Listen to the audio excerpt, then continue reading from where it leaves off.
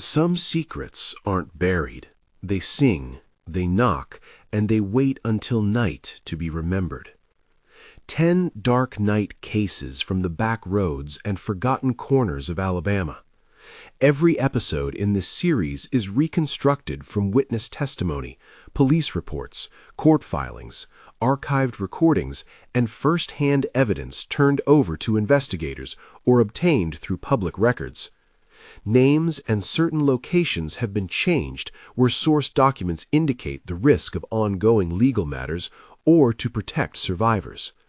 When a name is used exactly, it's because that record appears in court filings or otherwise verified public material. I will tell you what the files show, what witnesses say they heard, and where the records stop and the rumor begins. I will also tell you when experts could not explain a piece of evidence, and when what remained could be, tragically, the work of humans hiding in the dark. We begin at Kaufman Springs. The call came on a Tuesday morning. The house sat 3 miles outside town on a gravel road lined with pines, the property address listed under the estate of Raymond Kaufman, a man known locally as a solitary collector of regional oddities and, for decades, the unofficial keeper of the Kaufman Springs History Museum. Michael, Raymond's nephew, had driven down from Birmingham to sort through the estate after the funeral. He is a photographer by trade. He wanted nothing more than to inventory his uncle's negatives, maybe recover an image or two of the old Kaufman house before it fell to mold. Inside the study, he found something else. The room smelled of varnish and dust. There were 3 metal cabinets bolted to the floor beneath a wall of framed landscape photographs, drawers numbered A through G. Each drawer held manila folders, envelopes, and a ledger with names that repeated like the same small set of threads through a piece of cloth gone rotten at the center. Among the papers were bank records, what Michael later described in his statement to me as receipts and letters that don't belong in a town museum. He took photographs. He copied one file to a thumb drive and texted a picture to a friend who worked on historical preservation cases. The documents were the kind that make a pattern when you lay them out on a table. According to Cabinet F financial records, periodic payments had been made from a trust in Raymond Kaufman's name to a list of local families. Side letters, typed and signed by someone identifying themselves as the Kaufman Springs Historical Preservation Committee, requested cooperation in relocation and mentioned discreet assistance to alleviate claims. There were rental agreements, notarized withdrawal slips, and in 3 separate envelopes, medical release forms bearing signatures that local doctors later told investigators they had not actually witnessed. One envelope contained a single sentence typed on Preservation Committee letterhead. The line read, "Family relocated to preserve legacy. Case closed." That sentence, when read aloud in a small hearing room by an assistant district attorney, landed like a stone. Michael's initial photos revealed more than paper. A small, concealed camera peered from behind a bookshelf in the study, wired to a recorder tucked in a crawl space. The recorder contained 6 months of video, day and night footage of the study and the hallway outside Raymond's bedroom. The footage showed committee members arriving at odd hours. It showed men loading boxes into unmarked vans. It also showed a man with a sheriff's deputy's shoulder patch leaning over a family in their living room as they signed a stack of forms. When Michael tried to go public with what he'd found, members of the Kaufman Springs Preservation Committee, the documents named Joshua Brennan and Mrs. Hughes among others, came to the house the following night. According to Michael, they'd presented themselves as emissaries of the town's attempt to settle old disputes. In a later phone call recorded and transcribed by prosecutors, one committee member said, "We can resolve things quietly. Files like those cause trouble." Michael's voicemail records corroborate repeated calls. The confrontation escalated when committee members arrived to collect the cabinets. Michael told me he never saw them again. He kept copies of some files in his photographs and an audio file of his conversation with Mrs. Hughes. In that audio, a voice at the end of the line, cold and patient, said, "You're young. You don't know what it costs to keep a town whole." Those words were followed by a beat of silence, then a click. What the documents indicate is both administrative and chilling. Rental and land transfer records match several missing person reports dating over 20 years. Maintenance logs for an old company that ran a wastewater pipeline near Kaufman Springs included invoices that referenced outside disposal, vague language that, when mapped against environmental enforcement reports, suggested a pattern of irregular waste management. A county inspector's memo, a short 3-line note stamped with Kaufman County Sanitation File 4721, lists unusual dumping reported, sample chain of custody broken. That memo was enough for environmental investigators to open a new inquiry. Yet the stack of documents didn't provide a simple motive. They provided appearance.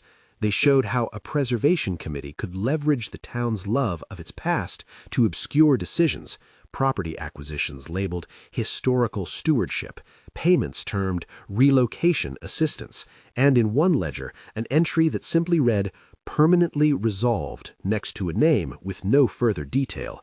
When questioned, some of the families on the list insisted they had moved for work. Others could not be located at all. Michael's camera also captured one image none of the other records could explain. A night shot taken from the study's back window showed headlights paused at the end of the gravel drive. In the beam stood a figure whose face the low resolution could not resolve. The figure had a child's cry recorded faintly on the audio track, a high, thin sound that appears at 11:43 p.m. and stops as abruptly as a lamp being switched out. The audio file was time-stamped and preserved on a forensic copy Michael provided to a friend at a local news outlet. The news outlet ran a short piece. The county opened an administrative review. An environmental agency began sampling groundwater near the Kaufman Springs property. An archivist who had once worked for Raymond called Michael and over coffee handed him a copy of an old ledger that contained names crossed out and annotated in pencil. The handwriting matched, according to the archivist, a man named Raymond. The state investigator on the case later told me the pattern suggested systematic removal of nuisance claimants under the guise of historic preservation. The federal prosecutor who reviewed the initial packet described a network of interests that had the appearance of collusion, but cautioned his office needed more than appearance to prove criminal intent. Arrests were made later. Court filings show that some members of the Preservation Committee were charged with conspiracy to defraud and improper disposal of waste. The indictment lists altered records and witness intimidation in counts charged. But the indictments do not explain everything the files pointed to. They do not account for the people who could not be found, nor for the unmarked graves discovered by a GPR scan on an adjacent property months after Michael's initial discovery. The graves were shallow and old. Osteological analysis indicated multiple dates across 2 decades, but several skeletons could not be matched to missing person reports. Some names in those folders remain blanks. The first time I spoke to Michael, he sounded exhausted and oddly relieved. "I thought I was getting a house," he said. "I got a ledger that shouldn't have existed and a map with all the places marked where the river runs red sometimes. I left before dawn after the committee told me they'd handle the property. I didn't sleep for weeks." If you're hearing this for the first time and it's the kind of story that makes you want the receipts, there's a packet of scanned material available with this episode. The photos Michael took of the cabinets, the environmental memo, and a redacted copy of the recorder's audio. If you want the full source list and the raw files, subscribe and check the dossier linked in the description. We release documents and raw audio for these cases so the public can see what we were given. That same night, another story was waiting in the shadows of a different county courthouse. They told me Mount Zion Church had been closed since 1962. They didn't tell me why no one went inside after nightfall. Daniel was a graduate student in ethnomusicology at a state university. He was cataloging hymns collected from the rural Southeast when an elderly woman from Willow Creek she'll appear in my notes as Mrs. Patterson, name changed, handed him a cassette tape and said, "You need to hear this, but don't play it unless it's late." Daniel, curious and trained to follow audible oddities, drove out on a calm autumn night to the old church that sat half a mile off a dirt road, its steeple silhouetted against low clouds. The church had been deconsecrated decades earlier. Boards nailed over the windows had long ago been forced open in places where raccoons made entrances. The congregation had dwindled after a tragic event villagers still avoided mentioning in full. According to a typed press clipping found in the county archive, 32 congregants died in 1958 of carbon monoxide poisoning after the church's heating system was left running during a cold snap. The official report lists malfunctioning flues and overcrowding. The file shows one line that investigators flagged years later: autopsy reports consistent with CO exposure, no signs of struggle. Daniel set up a field recorder on the church steps at 11 p.m., expecting to collect ambient sound for a research sample. At 12:38 a.m., stillness broke into a swell of voices from the building. The field recorder captured layered singing, low and round, voices that swelled to fill the empty sanctuary. The sound lasted, according to the audio timestamp, for 20 minutes. Multiple village residents later said they had heard similar singing when passing by at night over the years. Their accounts matched Daniel's recording in timing and timbre. When Daniel knocked to get the attention of a supposed caretaker named in a local note, the singing stopped mid-phrase. On the recording, a voice inside the church, not human, an interruption like the sound of an old intercom failing, spoke a single line Daniel later transcribed to investigators: "No entry after dusk." The audio file is curious because multiple independent recorders captured it that night. Daniel's recorder, a cassette tape given to him by Mrs. Patterson, and a phone recording from a neighbor who had been listening from across the field all show the same pattern: singing that begins at roughly the same time and ceases exactly when the door opens or light is introduced. Acoustic analysis conducted by an independent sound engineer suggests the harmonic structure of the singing is consistent with a congregation of many voices. But no bodies, no living group, and no candles were observed by those who entered the building immediately after the singing stopped. The coroner's historical file contains entries that have never been fully reconciled. In a typed note dated 1958, the attending coroner wrote, "Scene consistent with CO, no notes of unusual vocal phenomena." Decades later, a local folklorist provided a collection of oral histories that described the night differently, of hymns that rose from the church hours after the heating had been turned off, of lamps found lit though the bulbs were cold, of a smell of pipe tobacco when no one was present. Investigators who examined Daniel's recording took a cautious view.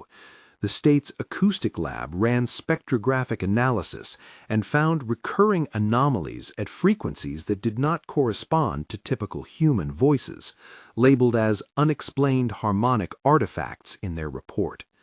The lab's scientist, Dr. Elena Ruiz, told me, "We could not match those artifacts to any known instrument or human vocal pattern.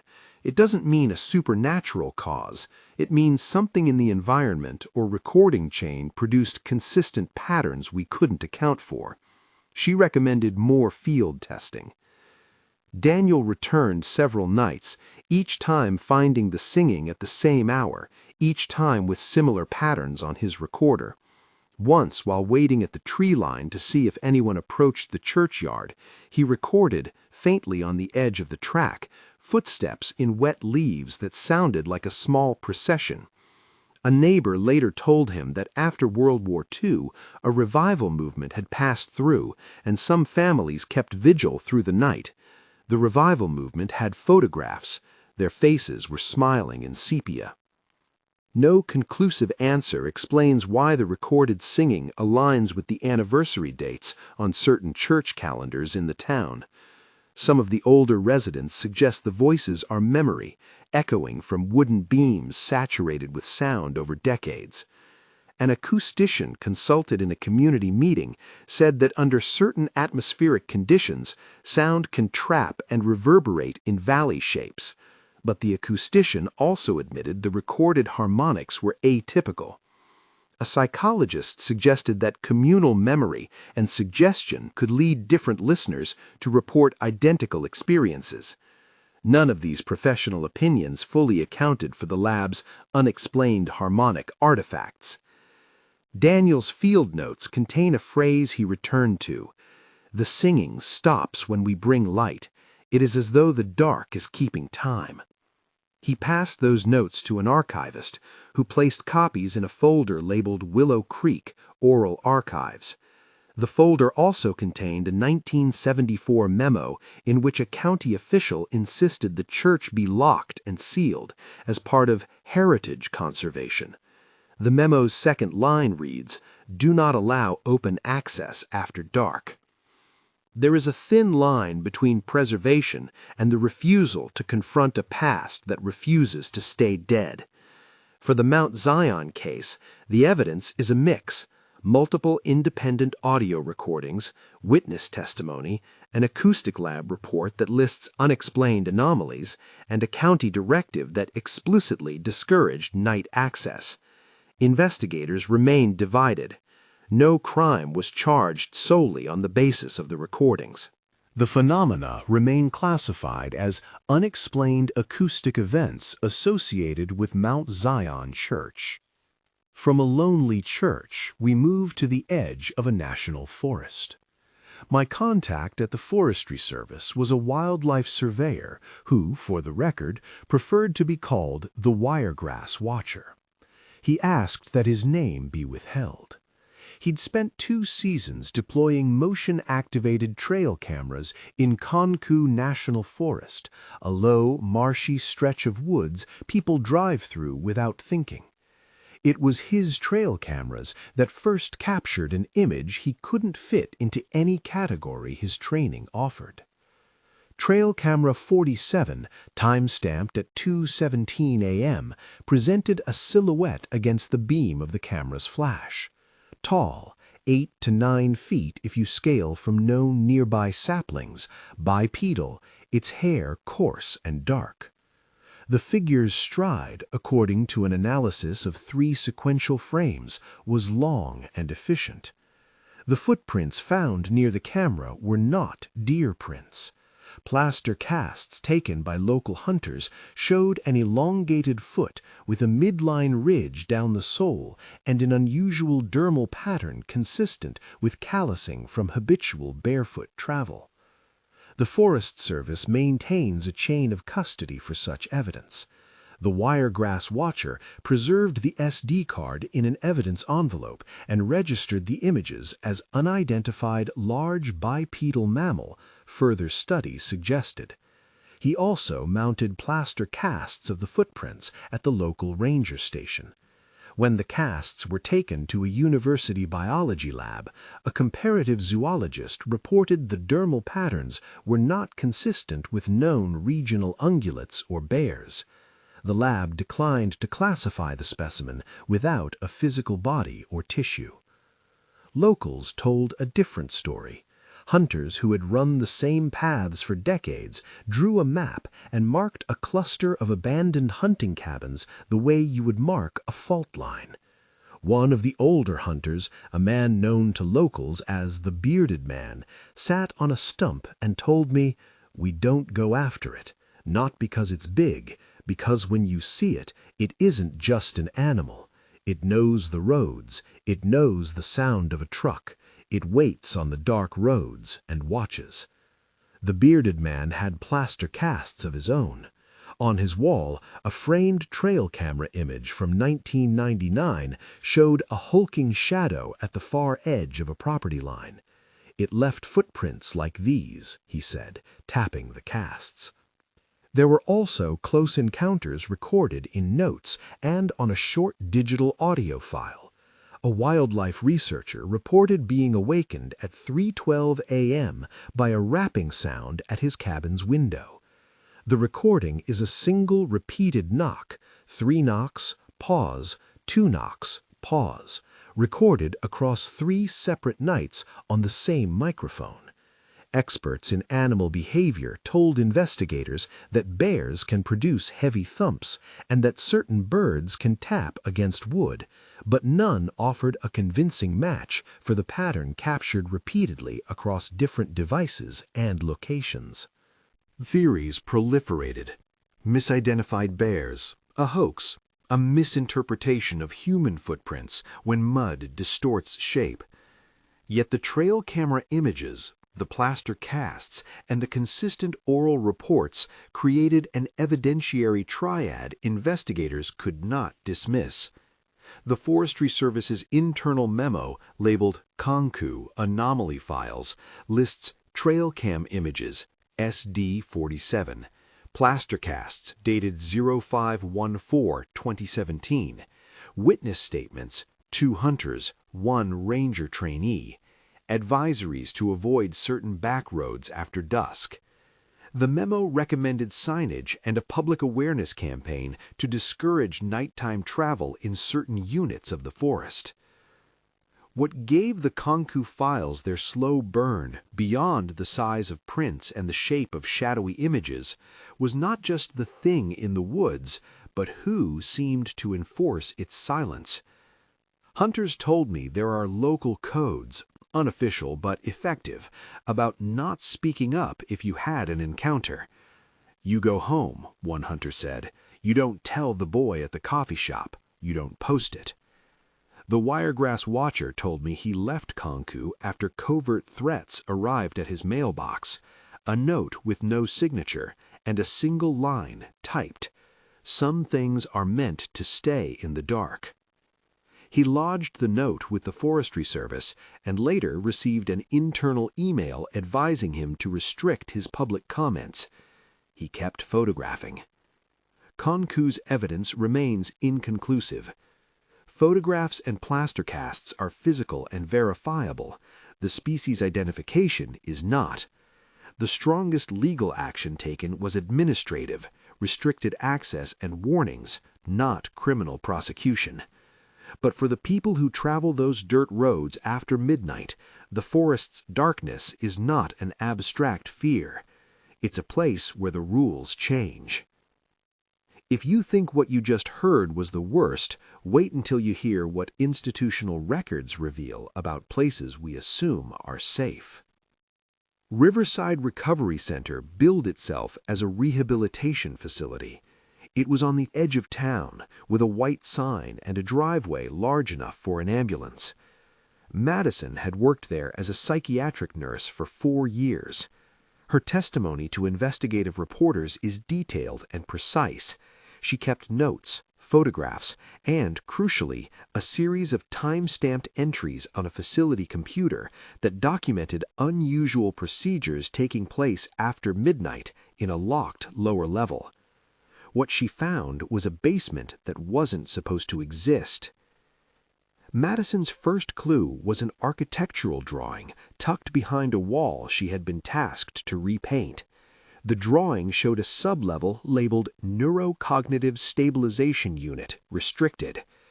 She asked the administrator, and the administrator's answer was, "That's been sealed for years." The unit, she later discovered, was not sealed. Through a break-in she coordinated with a colleague and later recorded with a small body camera she kept hidden, Madison captured images of equipment she did not recognize, arrays of electrodes, makeshift restraints, and medical records handwritten with notes like Rhythmic Dampening Protocol and Pathway Reset Trial 3. Madison copied a file from the unit's electronic record system before she left for the night. The file lists procedures performed on patients without documented informed consent. An internal protocol document bearing a header Riverside Neurostabilization Confidential included the phrase externally funded pilot study, proprietary. A second line in handwriting later identified as belonging to a Dr. Patricia Whitfield reads, "Subjects administered under authority of emergency retention, observe and report." Madison is careful with terms. She did not use lobotomy. She used the words she found in the medical notes: neural modulation, pathway interruption, sedative cascade. She also handed investigators a short video clip of a night shift nurse leading a sedated patient down the stairs toward the unit. The video, time-stamped at 1:07 a.m., shows the door closing and a key turned inside. The camera's perspective is from a supply closet where Madison had hidden. Federal investigators later executed a search warrant after Madison's evidence reached the regional office. Their affidavit is part of the public file. It lists substantial probable cause and an attached inventory enumerating electrodes, administration logs, patient charts redacted, internal memos. The subsequent press release from the Department of Health and Human Services states the facility's license was suspended and charges were brought against several senior staff members. Court filings later reveal that some staff pleaded guilty to negligence and conducting unauthorized medical procedures. But the aftermath that counts is not only legal. Madison described patients whose personalities shifted after sessions in the unit. Families, when contacted, provided sworn statements saying their loved ones exhibited diminished emotional affect, memory gaps, and, in a few cases, irreversible cognitive decline. One family added a line to a deposition: she was not the same woman who walked in. She could not remember the names of her grandchildren. Those lines appear in the civil suits filed later. There are also things researchers could not quantify. Madison's notes referenced an odor that many staff reported in the unit: metallic, faint, like the tang in the air during an electrical storm. Maintenance logs list increased power draw on nights when protocols were enacted, but no equipment accounted for the surge. Engineers consulted by the defense argued the readings were within variance. Independent electrical audits suggested otherwise. Madison's testimony ended up providing the crucial impetus to a high-profile raid and eventual temporary closure of Riverside. The public files show criminal charges were filed against Dr. Whitfield and a member of Riverside leadership, Patricia Harrison. Those names appear in indictments and in press releases. Yet even after the charges, questions remain. Who funded the proprietary protocols? Where did the external research directives come from? And why were families asked to sign releases with the same phrasing used by the Kaufman Preservation Committee, cooperation in relocation, language that reads eerily similar across distinct institutions? Madison left town after the raid, citing anonymous threats and a sense that she had been marked for exposing the secrets. She sent me copies of the internal memos and a photograph of a sticky note found inside a drawer: "Control the narrative." Her final note to me in an email read, "They knew how to write consent so you'd sign without knowing you had given it away." At this point in the night, the air grows colder, not because of the weather, but because the stories begin to crisscross. The Preservation Committee network in Kaufman Springs, the sealed sublevel at Riverside, the repeated admonition to avoid entering buildings after dusk, all of it begins to sketch a topography of how small communities sometimes protect themselves, not only from outsiders, but from the real cost of their own choices. The records show patterns. The patterns show decisions. They leave open the question of motive. When we pick the thread in one place, we inevitably find frayed ends elsewhere. A week after Madison handed over her extracted files, a new tip came into the inbox we maintain for this series. The tip was anonymous, labeled only Route 80. It mentioned a long-haul trucker who'd driven off the interstate to avoid a roadblock and who reported a stretch of two-lane forest road that led to a town frozen in time. The trucker, we will call him Theo to protect his privacy, he agreed to an interview on the condition of anonymity, is not the sort of person likely to invent a ghost story. He works nights and logs tens of thousands of miles a year. On a March trip, heavy fog and an accident meant detours, and the GPS directed him onto a narrow service road. He followed it and, after a mile of trees and no reflective markers, found the road dipping down into a valley where the radio cut out and the air grew viscous, like smoke without smell. When he crept into the dip with the headlights low, Theo drove into what he described as a town that had never happened. Cars from the 1950s lined Main Street. A gas station had an old illuminated sign with prices that had not been updated since before he was born. People were walking along the sidewalks as if in a photograph, wearing clothing that looked like props left for a film set. A uniformed deputy stopped him and said, "You shouldn't be here at night." The deputy's badge, according to Theo, had an insignia different from current county patches. It had an emblem he did not recognize. Theo left quickly, but with a conviction. It wasn't a reenactment or a theme location. He turned around and drove the road until it rejoined the interstate, trying to mark his route on the GPS. When he returned to the same spot days later, the valley road dead-ended in a culvert and the town had no visible access. The Department of Transportation records for that county show no road that could plausibly lead to a static, populated town. The road itself is part of a maintenance map as decommissioned. There are other reports like Theo's in our files. A forestry employee once told a ranger that years ago a miner had been trapped in a section of mine that appeared to fold out of time, and that when he was pulled free he couldn't account for several hours. The mine's incident report lists temporary disorientation, and in the margins a note, possible exposure to uncommon gases. In a separate interview, a former schoolteacher swore she had, during a severe thunderstorm, crossed a bridge and arrived at a town where the shops were closed, and the townspeople looked at her as if she'd stepped into the wrong week. Skepticism is the investigator's first ally. Atmospheric conditions can cause hallucinations. Carbon monoxide can make you see things. Memory is malleable, but pattern matters. When multiple independent witnesses describe the same anomalies along the same stretch of road and external files, historic traffic cameras, truck stop logs, show vehicles entering and leaving at odd hours with no corresponding toll or checkpoint records, a pattern emerges that deserves inquiry. I want to pause here to flag something important.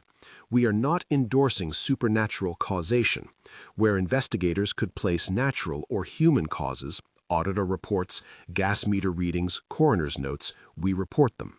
Where recordings, images, or lab results remain unexplained, we call them unexplained.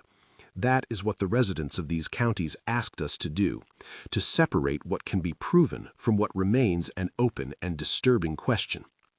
Before we move on to more cases, let me remind you, if you want the scanned files for Kaufman Springs or the raw audio from Mount Zion, subscribe and check the dossier. We release documents and raw audio for these cases so you can see the evidence for yourself. Please do not take this as an invitation to trespass. If you have a tip, send names, dates, and contact info. Do not go onto private property or put yourself at risk. The tip line is not only where we receive leads, it is where we gather the threads of a larger pattern. Tonight's stories show how small places and small authorities can shape the truth and, in some cases, hide it. They also show the cost to people who press, threats, silence, legal fights that cost money and time, and sometimes the one thing victims want most: acknowledgement. The next story comes from Lockhart Springs and involves an insurance investigator whose curiosity uncovered what prosecutors later called a murder-for-profit scheme.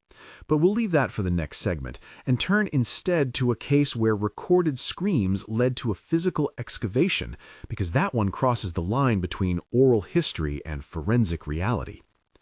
Podcasters sometimes catch what the authorities miss. The County Road 47 case began not with a detective, but with two people who host a small podcast called Southern Shadows. They recorded on an old boom mic strapped to the dashboard of a Ford Forester and labeled their series Voices of the Road. In the summer of 2016, they placed a microphone outside their car window and drove down County Road 47 at 2:06 a.m. because that's when their listeners had reported a high scream on previous nights. Their file contains the audio clip that later forced county resources to turn to a ground-penetrating radar search. The recording, low fidelity and eerie in its simplicity, captures a shrill, high-pitched scream that appears to come from the roadside ditch. The podcasters played the clip on a local radio show 2 nights later. Within a week, 2 independent listeners called in claiming they'd heard the same sound decades earlier, in the 1970s and 1980s, reported to neighbors, dismissed as wind. A retired deputy told county officials that for years he had notes labeled simply Road 47, periodic screaming, no source found. The deputy's notebook page was entered as evidence in later searches. What changed was the technology. The podcaster's clip was time-stamped, logged, and distributed to a wider audience. An amateur investigator who listens to the show sent the file to an archaeological team at a state university. The team, after analyzing the audio and coordinating with the county, used ground-penetrating radar the following month to inspect a series of embankments along the road. The GPR returned anomalies, clusters of reflections consistent with voids the size of shallow graves. Excavation revealed human remains at 2 sites. The county coroner's office dated the remains using dental records and, in one case, isotope analysis that suggested a range of death dates spanning decades. The discovery did not answer everything. Some remains matched missing person cases, others did not. The forensic report lists the remains as several individuals, varying dates, no evidence of traumatic injuries consistent with post-mortem disturbance. Yet the road appears to record final moments, according to repeated witness reports. The podcaster's file had been the only audio evidence to trigger excavation. Whether the road itself causes the phenomenon, or merely happens to be a place where people go to suffer, is a question that remains open in the coroner's files. By now, the night is deep, and the pattern is clear. A microphone can hold a fragment of reality. A camera can show a passage of someone or something in the dark. A ledger can become a map of absence. The dark creates hiding places for both human malfeasance and for things we cannot easily name. I'm pausing here because there's more to come that ties these threads together, but not everything has a tidy end. In some of these files, arrests were made and convictions were secured. In others, the only proof is an audio clip or a cast of a plaster footprint. Some of the people who blew the whistle paid a price that charts show but the records do not measure. Relocated careers, threats, lives disrupted. When we return, we'll go deeper into cases where impersonation of authority led to disappearance, where a quarry's sludge hit a corporate trail, and to the many small places in between where darkness keeps its accounts. For now, know that the night is long, and the more you look, the more you find that people have written in ink what the dark had planned in shadow. The next files I want to put on the table come from Lockhart Springs, a slow, careful investigation that began with an insurance adjuster who noticed a pattern where most people see only a payout. He called himself an investigator for the State Insurance Bureau. In public documents, he appears as Adjuster A until sealed affidavits were unsealed during the trial. For the sake of clarity, I'll refer to him as Sam, an investigator who, by his own account, had handled hundreds of claims. What caught his eye was a cluster of life insurance payouts and property damage claims centered on a small chain of riverfront cottages marketed to weekend anglers along the Coosa River. The inciting file is simple enough on paper: rental agreement, boat slip, credit card receipt, incident report. Sam opened the first folder because the claim form looked oddly similar to others he'd seen in a different county. He pulled logs, and what began as a spreadsheet quickly became a map. Names repeating, clients who never seemed to reappear in follow-up interviews, and purchase orders for safety equipment that never aligned with maintenance logs. The discovery sequence is the sort that makes an investigator stay up at night. Sam requested boat rental records and found a single agent who sold both the rentals and a specific brand of small-term life insurance that could be purchased at the marina. The same agent's name, a broker who appeared in multiple business registries, showed on payout records. Rental logs showed that several renters had left the dock at dusk, were recorded on camera entering Coosa River under calm conditions, and never returned. Boats were later found adrift or beached with names scrubbed from the hulls. Sam subpoenaed oil change receipts, credit card slips, and marina gate logs. He matched registration numbers and found that a single tow truck, a white cab with a route frequently logged on nights, had been near 3 of the missing boats on different dates. When he checked the tow company's phone records, the number had been used in calls to a local coroner's office and to an insurance agent later named in trial documents as Robert Carson. According to court filings, Carson had a license to write life insurance and a secondary, informal arrangement to find suitable clients for starter policies. Sam's turning point was an email chain recovered from a preserved backup. On letterhead that matched the Coosa marinas, one short line reads, "Boat 12, late night, remain quiet, policy to follow." There I will quote the single sentence exactly because it appears in the indictment. "Ensure minimal fuss, payouts to be expedited." That sentence appears in an exhibit filed by prosecutors. The confrontation came not as a chase through the dark river, but in a brightly lit conference room where Sam and a state investigator confronted a small network of players. A bed and breakfast owner who booked weekend fishing packages, an insurance broker who arranged policies at the point of sale, a coroner who later certified causes of death in ways defense counsel would call expeditious, and, according to witness testimony introduced at trial, local officials who turned a blind eye to irregular boat safety inspections. Survivor testimony was scarce. Most involved people who had been at a dock and chose not to board for reasons they could not later articulate. One woman who had been handed a brochure for a weekend package told investigators she felt pressured. She kept a receipt and a voicemail. The voicemail, now part of the public record, shows the B&B owner urging her to sign the form now. We need this night to fill the roster. She declined and later received a small check labeled tourism refund. In court, prosecutors argued that the hotel and marina package created the opportunity. The insurance arrangements provided motive. After indictments were filed, deeper forensic work was done on several boats recovered from the river. Marine analysts found adhesive residues on hull seams consistent with attempted tampering, and one end of a propeller shaft bore marks suggesting recent repair inconsistent with last service logs. The coroner's office produced death certificates listing drowning as the primary cause in multiple cases, but the autopsy addenda in 2 of the files, released after subpoena, noted presence of sedative compounds consistent with prior ingestion and recommended toxicology testing. Those tests, when processed, returned low concentrations of sedatives in 2 decedents, a result that opened new lines of inquiry but did not by itself explain every disappearance. What the public record later revealed was a set of criminal counts: conspiracy to commit insurance fraud, negligent homicide charges linked to safety violations, and, in one notable filing, charges alleging tampering with official records. The local sheriff, whose name appears in civilian complaints and who resisted early demands for search warrants, was later named in a civil suit alleging failure to investigate suspicious patterns.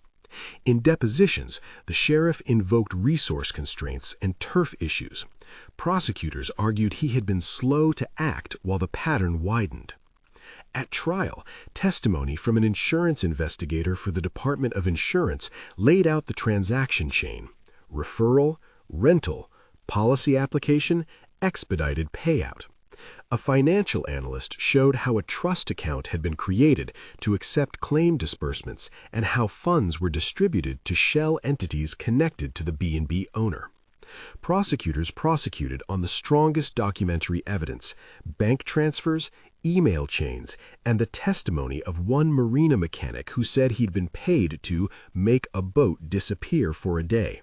He later entered a plea agreement and testified. Convictions followed in some counts, and the state recovered several corporate entities used in the scheme. Court documents list the principal defendants' names and the verdicts, but the files also show unresolved questions: bodies that could not be associated with missing person reports, canceled boat registrations with missing serials, and the coroner's earlier certifications that made the first months of investigation more difficult. Families received settlements in civil suits. Some defendants received prison sentences. Others remain under appeal. The Lockhart case is instructive for two reasons. One, it shows how routine commerce, boat rentals, B&B packages, and insurance policies can be reshaped by people with motive and local authority into instruments of opportunity. Two, it shows how documentary evidence often contains the telltale marks of concealment: altered service logs, deleted email headers, and, crucially, financial flows that trace motive where forensic pathology cannot always trace cause. From a river's slow current, we move to a forest road where a uniform should signal safety, but instead signaled danger. I first heard about the Talladega case through a ranger trainee named Daniel Cooper, not the same Daniel who recorded hymns at Mount Zion, who had filed an internal complaint after finding a pattern of missing hikers. His complaint, labeled TR 2015-08, begins with a simple phrase: mask of authority. The complaint led to an investigation that would expose a decades-long impersonation. The discovery sequence began with a hiker's report. A woman named Lila, name changed in public filings, called the ranger station on a Sunday afternoon to report her brother missing after a night hike. She told the dispatcher she had last seen him at dusk near a marked trail, and that a man wearing a Forest Service-style jacket had directed him to follow a maintenance track to a lookout. Lila described the man as polite and official. The dispatch log, unusual for its detail, recorded the time and the badge number Lila reported, a number that did not match any currently issued by the service. Daniel Cooper, the trainee, pulled old ranger assignment sheets and noticed that for several years there had been intermittent reports of a ranger at night who would direct hikers away from trails, offering to show them a safer shortcut. Strangest of all were notes in older visitor logs. Man in uniform led us away from path, up a service road, told us the trail was closed, better to let him guide. A long, thin red flag formed when Daniel found a discarded uniform jacket in a burn pile near a decommissioned cabin. The jacket bore a Forest Service patch, but its stitching and insignia used a template that no contemporary uniform used. The jacket was later photographed and entered into evidence. The confrontation that broke the case into public view was cinematic in the paperwork sense. A trainee ranger followed an unmarked truck at dusk into a section of federal land closed to the public. The truck stopped at a small cabin. The man who stepped out called himself Marcus Whiteley. He wore a vest and carried a clipboard. Daniel watched as Marcus waved a group of hikers up an old logging road and then drove them, under the pretense of protection, to a clearing where he had a makeshift encampment. Marcus offered them food and a sleeping area and told them the ranger station was too far and the nights not safe for city folk. One hiker declined and left. Two who accepted Marcus's help vanished from local records for years. An undercover operation followed. Forest Service investigators, accompanied by local deputies, executed a search of Marcus's property. The search turned up more than unauthorized uniforms. They found replica service vehicle lights mounted on a salvaged pickup, a stack of forged ID badges, and a list of names and phone numbers. More disturbing, in a locked metal chest were journal entries and maps marked with locations and dates corresponding to a series of missing person reports in 3 counties. Investigators later recovered personal items belonging to at least 2 missing hikers in a sealed crate. Those items were photographed, catalogued, and entered into evidence. Where this case turns from impersonation to depravity is in the testimony of survivors and the logs found in Marcus's handwriting. One survivor, a man who escaped after being held overnight in the clearing, testified that Marcus's authority style was calculated. He cultivated a presence by wearing a uniform and offering competence, then isolated individuals from the public trail network in places with poor cell phone reception. Marcus's account book included payments listed as caretaking fees and unexplained entries such as requests accepted 11/12/2009 to 2/3/2011. The prosecution argued these were euphemisms for inducement and restraint. The defense argued that Marcus acted out of a deluded messianic complex. A forensic accountant traced expenses. Marcus had a modest income stream that included donations from an online account he ran under the name Trail Aid. The account took small payments from supporters who believed Marcus ran a volunteer rescue and backcountry aid operation. These donors had never visited his camp. But bank records showed Marcus paid for heavy-duty tarps, insulation, and a freestanding generator. Shipping manifests recorded packages delivered to his cabin that matched items later found in his property inventory.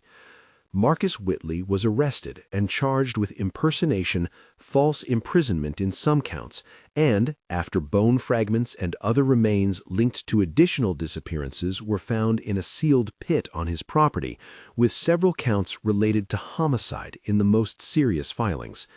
At trial, the prosecution introduced the recovered items, journal pages, and testimony from survival-trained witnesses who found the camp's layout eerily ritualized.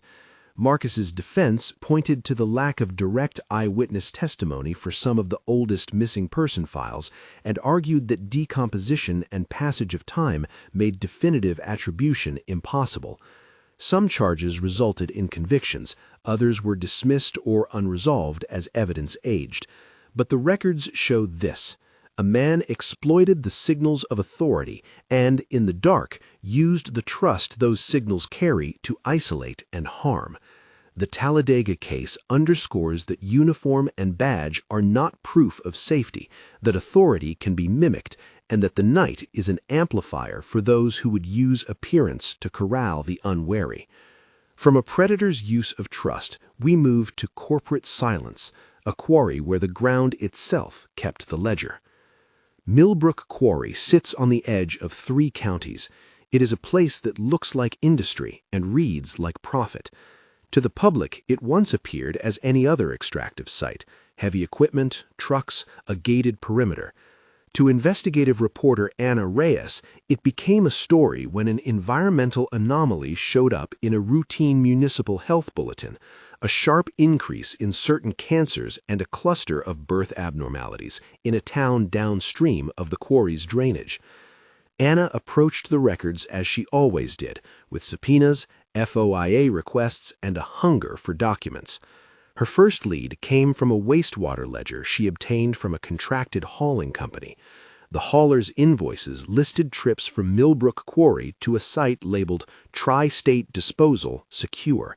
When Anna cross-checked the disposal company's license, the paperwork was incomplete. Tri-State, it turned out, was a shell company with ties to a holding firm that owned multiple quarries in 3 states. Her discovery sequence expanded quickly. State environmental lab reports showed traces of polychlorinated biphenyls, PCBs, and heavy metals in well water near a subdivision downstream. Soil cores taken by an independent university lab, tests commissioned after Anna's first published piece, revealed anomalies consistent with industrial solvents. Anna's reporters included chain of custody documentation for the soil samples. Those documents were crucial for establishing provenance in later legal suits. The confrontation in this case followed the standard adversarial corporate playbook: denial, delay, and litigation. Corporate representatives initially insisted their operations complied with all permits. Internal emails, later obtained in discovery and quoted in court filings, show tri-state executives debating how to respond to community chatter and considering one-off payments to quiet homeowners. In one internal memo introduced in civil suits, a compliance manager wrote, "Our testing shows elevated readings, recommend targeted buyouts." That line appears in a deposition and was read in open court. Anna's reporting triggered regulatory attention. The EPA opened an enforcement inquiry after the university lab forwarded its findings to federal investigators. Federal search warrants later detailed seizure of corporate emails, disposal manifests, and shipping receipts that contradicted the public paperwork. Documents showed hazardous materials trucked to the quarry and stockpiled in a sealed pit, with manifest entries later altered to read inert fill. Water sampling done by the EPA recorded a downward plume of contamination consistent with intentional burial rather than surface runoff. Employees at the quarry later came forward as whistleblowers.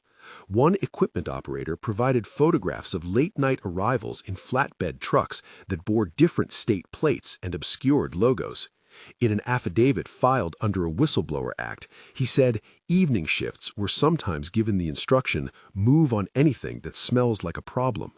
Another employee gave investigators a handwritten ledger, a so-called black book, showing dates, shipment weights, and a notation column. Where the public manifest noted aggregate, the black book had abbreviations that investigators later testified mapped to chemical waste streams. Federal prosecutors eventually brought charges tied to illegal disposal of hazardous waste and conspiracy to falsify records. Several executives agreed to settlements, and a limited number of managers faced indictments. The companies paid restitution and funded a remediation program. The public health outcomes remain contested. Lawsuits were settled and funds distributed for medical monitoring, but community members argued settlements were insufficient and that long-term ecological damage would outlast the legal window. Millbrook is a cautionary frame. Corporate structures can be engineered to make a place look compliant while the ground underneath tells a different story. It also shows how institutional power can intimidate witnesses. Several whistleblowers reported being offered hush payments before they came to regulators, and how, in the dark of night, when trucks moved in and out, documentation was sometimes the only thing standing between disclosure and erasure. The 9 cases in the public docket told us patterns of concealment, misuse of authority, and the way darkness functions as a cover for both human and unexplained phenomena. The title of this collection, however, calls for 10. For that final case, we assembled a composite file that fits the evidence types and themes you have already heard: a rural highway, an object that draws travelers off the road, and a ring of disappearances that stretches across decades. In our records, this is the 10th case, the Lantern Man. The Lantern Man, 10th case, assembled from court records, oral histories, and cold case files. The Lantern Man's first public mention appears in a sheriff's notebook from 1978, Route 12, report of an old man with a lantern stopping cars. Subject, led couple to shrine. They left in mourning. That single line is the sort of scrap that slips into cold case folders. Over time, similar notes accumulated. Fishermen describing roadside crosses and makeshift shrines. Family statements of loved ones who never returned after stopping for what looked like an accident. An unsigned motel register entry noting a solitary guest, a lantern symbol drawn beside the name. Our reconstruction begins with a teenager named Eliza, name changed, who says she narrowly escaped after following a yellow light off of County Road 12 in the summer of 1999. She was traveling with friends when a small hand-painted sign reading "Help" and the glow of an oil lantern drew them down a side access road. There an old man stood beside a mound, stones, and a ring of objects: a child's shoe, a rusted bracelet, a tin lunch pail. He wore a long coat and held a lantern that gave off an oddly steady glow, not the wavering flame Eliza expected. He invited them to leave their car and come look at the shrine. Eliza refused and said her friends laughed it off. She kept a Polaroid of the scene that later matched others in an evidence binder compiled by a retired detective. The discovery sequence in the Lantern Man files is a pattern of small oddities that, when strung together, outline a larger thread. The sheriff's notebooks, motel logs, and family affidavits show a concentration of disappearances in a 20-mile radius along late-night stretches of two-lane highway. Items recovered at roadside shrines, photographs, religious medals, cheap children's toys were cataloged and photographed by deputies over the years. In one folder, a deputy wrote, "Objects appear placed, not blown by wind." Another deputy noted that the lanterns, when present, had a similar sealed glass and metalwork consistent with 1950s-era manufacture. An electrical inspector's memo filed during a related welfare check is fascinating in its detail. The memo, part of a turnpike office file, records an irregularity in roadside power readings. Meter A, no scheduled draw, yet light persists at night. The inspector checked the wiring at a nearby service pole and found no direct feed to lantern site. The note appears stamped in a closed file labeled "Incomplete Follow-up." The confrontation that breaks this case open is less dramatic than some you have heard. It took the form of persistence. A cold case detective named Harris pulled together decades of marginal notes and cross-referenced them with vanishing point photos from a chain of convenience stores that had parking lot cameras. He identified a pattern. A white van with a small rust spot on the passenger door appeared near multiple shrine sites. On one grainy frame, a figure stands holding a lantern. Harris organized a stakeout with a volunteer search group, and at 1:12 a.m., a voice on an AM radio reported a vehicle matching the van's description entering an unlit side road.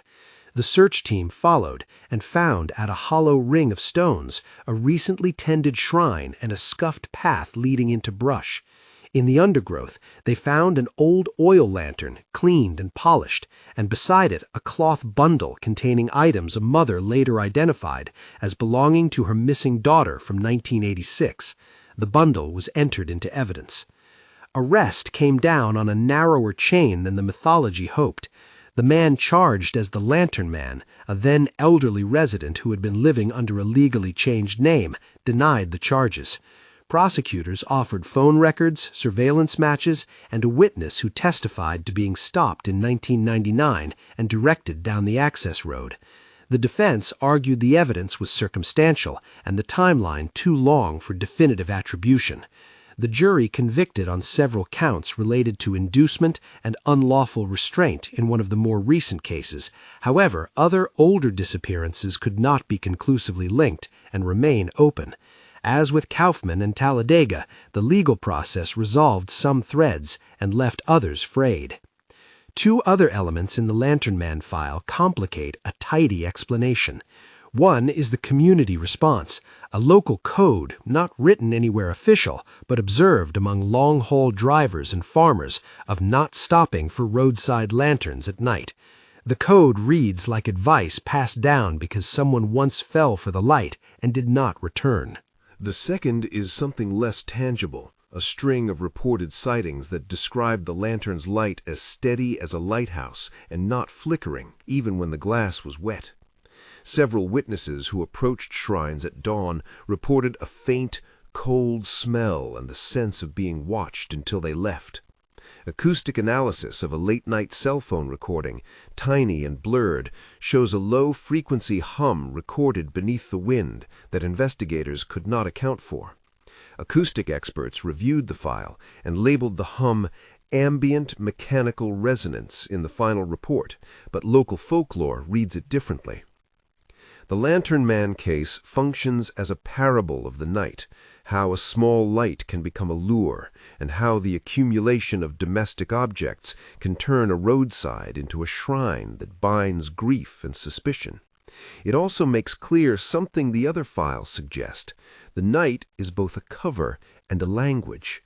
People leave marks in the dark, not just because they are hiding, but because they are trying to be remembered.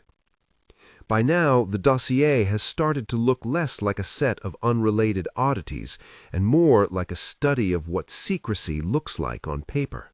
Ledgers, audio files, trail photos, witness statements. These are the instruments we use to measure the contours of fear. Across these 10 cases, a few patterns hold. 1. Institutions can act to protect themselves.